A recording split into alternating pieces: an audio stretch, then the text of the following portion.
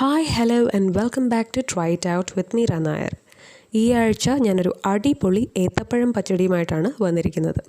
ഈസിയായി ഉണ്ടാക്കാവുന്ന ഈ പച്ചടി എങ്ങനെയാണ് തയ്യാറാക്കുന്നതെന്ന് നോക്കാം. ഏത്തപ്പഴം 2 എണ്ണം ഇതേപോലെയുള്ള ചെറിയ കഷ്ണങ്ങളായി ഏകദേശം ഒരേ വലിപ്പത്തിലുള്ള കഷ്ണങ്ങളായി അരിഞ്ഞെടുക്കുക.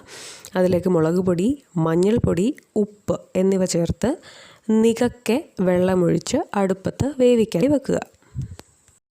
ഒരുപാട് വെള്ളം ഒഴിക്കാതിരിക്കാൻ ശ്രദ്ധിക്കുക. ഏത്തപ്പഴം വളരെ വേഗം വേവുകയും ചെയ്യും. അത് ഉടച്ചെടുക്കുമ്പോൾ ഒരുപാട് വെള്ളമായി കഴിഞ്ഞാൽ പച്ചടി ഒത്തിരി ലൂസായി പോകും. അതേസമയം തേങ്ങയും ജീരകവും മഷി പോലെ മിക്സിയിൽ നന്നായി അരച്ചെടുക്കുക. ഏത്തപ്പഴം അടുപ്പത്ത് വെച്ചിട്ട് ഇപ്പോൾ ഒരു 5-6 മിനിറ്റായി കാണും. എല്ലാ കഷ്ണങ്ങളും നല്ലതുപോലെ വെന്തിട്ടുണ്ട്. ഇനി വെള്ളം വറ്റുന്നതിന് മുമ്പായിട്ട് നല്ലപോലെ ഉടച്ചെടുക്കുക. ശരിക്കും അത് ഉടഞ്ഞിരിക്കണം. ഒത്തിരി അരഞ്ഞു പോകുന്നത് പോലെ ആവേണ്ട കാര്യമില്ല. ചെറിയൊരു പീസസൊക്കെ വന്നാലും അത് ദോഷമാവില്ല. എന്നാലും മാക്സിമം തവി കൊണ്ട് നന്നായി ഉടച്ചെടുക്കുക.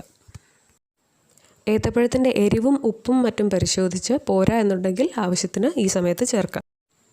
ഏകദേശം ഇതേപോലെ ഉടച്ച ശേഷം തേങ്ങായും ജീരകവും കൂടെ അരച്ച അരപ്പ് ചേർക്കാം. എന്നിട്ട് ആ പാത്രം ഒന്ന് കഴുകി ആ വെള്ളം കൂടി ഇതിലേക്ക് ഒഴിക്കാം. ഇതെല്ലാം ചേർത്ത് നല്ലപോലെ ഇളക്കി യോജിപ്പിക്കുക. ഒരു 1-2 മിനിറ്റിനകം ഇത് തേങ്ങ വേവുകയും ചെയ്യും. എന്നിട്ട് ഇനി ചേർക്കാനുള്ളത് ബാക്കിയുള്ള ഒരേ ഒരു ഇൻഗ്രീഡിയൻറ്റ് തൈരാണ്. ഞാൻ ഉപയോഗിക്കുന്ന തൈരിന് ഒരൽപ്പം പുളി കൂടുതലായതുകൊണ്ട് തന്നെ കുറേശ്ശെ മാത്രമാണ് ഞാൻ ചേർക്കുന്നത്. നിങ്ങൾ ഉപയോഗിക്കുന്ന തൈരിന് പുളി കുറവാണെങ്കിൽ നിങ്ങൾക്ക് ഞാൻ ഉപയോഗിക്കുന്നതിൽ കൂടുതൽ ക്വാണ്ടിറ്റി തൈര് ഒഴിക്കാവുന്നതാണ്. അത് നിങ്ങളുടെ ഇഷ്ടമാണ്. പുളിയുടെ അളവ് എത്ര വേണം എന്നതനുസരിച്ച് നിങ്ങൾക്കത് ക്രമീകരിക്കാം. മറ്റൊരു പ്രധാന കാര്യം, തൈര് ഒഴിച്ച ശേഷം ഒട്ടും തിളപ്പിക്കാൻ പാടില്ല. അത് വേഗം നന്നായി ഇളക്കി യോജിപ്പിക്കുക. പിന്നെ ഉടനെ തന്നെ ഫ്ലെയിം ഓഫാക്കുക. ഒട്ടും ലൂസല്ല, എന്നാൽ ഒട്ടും തിക്കല്ലാതെ പാകത്തിന് കുറുകിയിരിക്കുന്ന നല്ല പച്ചടിയാണിത്. ഇനി ബാക്കിയുള്ള ഒരേ ഒരു കാര്യം കടുക് വറുത്തിടുക എന്നുള്ളതാണ്. കടുകും വറ്റൽമുളകും കറിവേപ്പിലയും കൂടെ വെളിച്ചെണ്ണയിൽ നല്ലപോലെ മൂപ്പിച്ച ശേഷം പച്ചടിയിലേക്ക് അത് ഇടുന്നു.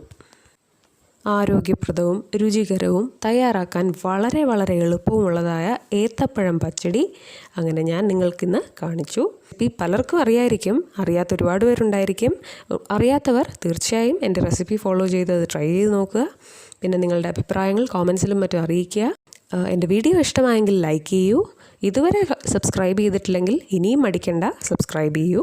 അപ്പോൾ എല്ലാവർക്കും മറ്റൊരു റെസിപ്പി അല്ലെങ്കിൽ മറ്റൊരു റിവ്യൂ വീഡിയോയുമായി അടുത്ത ആഴ്ച കാണുന്നവരേക്കും goodbye.